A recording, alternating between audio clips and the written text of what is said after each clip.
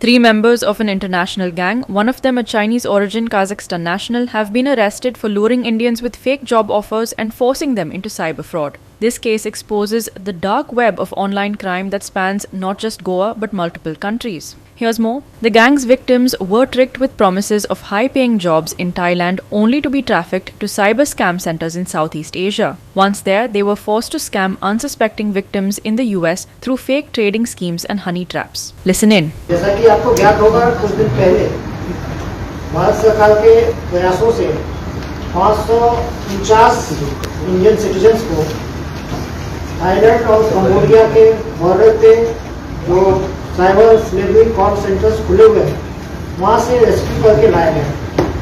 उसमें से एक सिटीजन गोवा का था।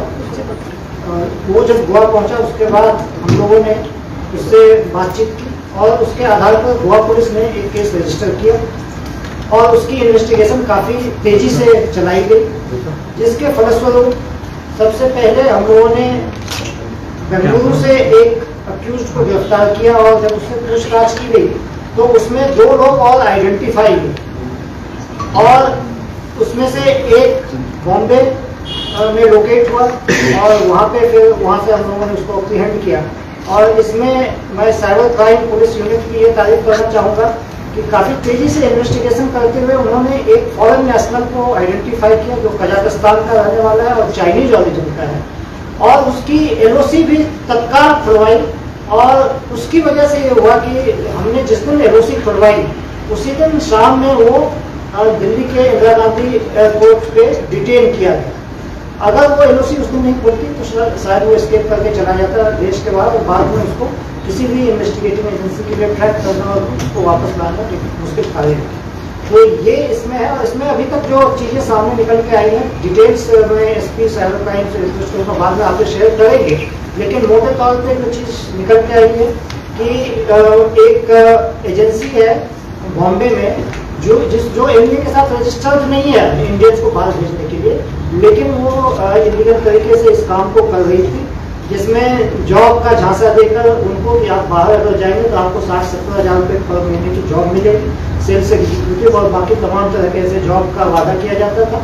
और फिर बाद में उनको वही थाईलैंड और कंबोडिया के बॉर्डर पे जो इलाका है वहाँ के कॉल सेंटर्स में उनका पासपोर्ट वगैरह ले लेते थे और फिर उनसे ज़बरदस्ती काम करवाया जाता था और वहाँ से साइबर फ्रॉड के तमाम किस्म के जो है धंधे वहाँ से चलते थे।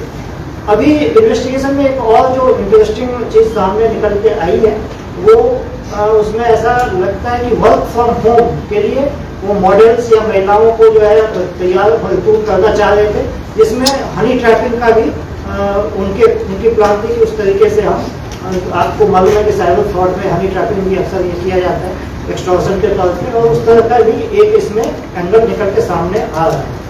और एक और चीज़ जो सामने अभी तक आई है जिसके ऊपर हम लोग फर्दर इन्वेस्टिगेट कर रहे हैं कि इनकी प्लानिंग थी कि हिंदुस्तान, नेपाल और बाकी भी कुछ कंट्रीज इन्होंने आइडेंटिफाई किए थे जहाँ पे इस तरह के साइबर फ्रॉड के कॉल सेंटर्स ये एस्टैब्लिश करना चाहिए।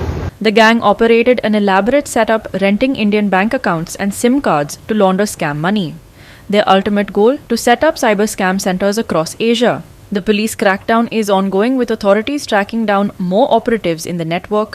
ये नेटवर्क अपने आप में आपको जैसे कई बार हमने बताया कि बैंक अकाउंट्स और SIM cards these are the main things for cyber frauds. तो इन्होंने बैंक अकाउंट रेंट का भी ये लोग काम करते हैं। इनके टेलीग्राम पे हमने मैसेजेस देखे तो वो मैसेजेस में इन्होंने लोगों को बोला है कि हमको बैंक अकाउंट रेंट पे चाहिए, इस तरीके के बैंक अकाउंट्स, इस बैंक कंपनी के बैंक अकाउंट्स। उसके अलावा सिम कार्ड भी ये लोग रेंट पे मांगते हैं। तो होता क्या है, ये बैंक अकाउंट और सिम कार्ड को ये लोग बाहर बेचते हैं और वहाँ पे ये सारी चीज़ें यूज़ की जाती हैं और साइबर फ्रॉड का जो पैसा है वो उनके थ्रू फनल किया जाता है, क्योंकि आपको बैंक का ट्रांजेक्शन करना है तो ओटीपी लगता है, तो सिम कार्ड भी चाहिए।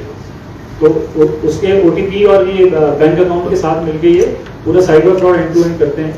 तो ये बैंक अकाउंट और सिम कार्ड तो एक बात होगी, दूसरा फिर रिक्रूटमेंट, पूरा साइबर कॉल सेंटर का सेटअप, ये सारी चीज़ें ये पूरा गैंग करता है। Vincent Rosario, Subhashish Kovekar and Omkar Deshprabhu for Goa 365.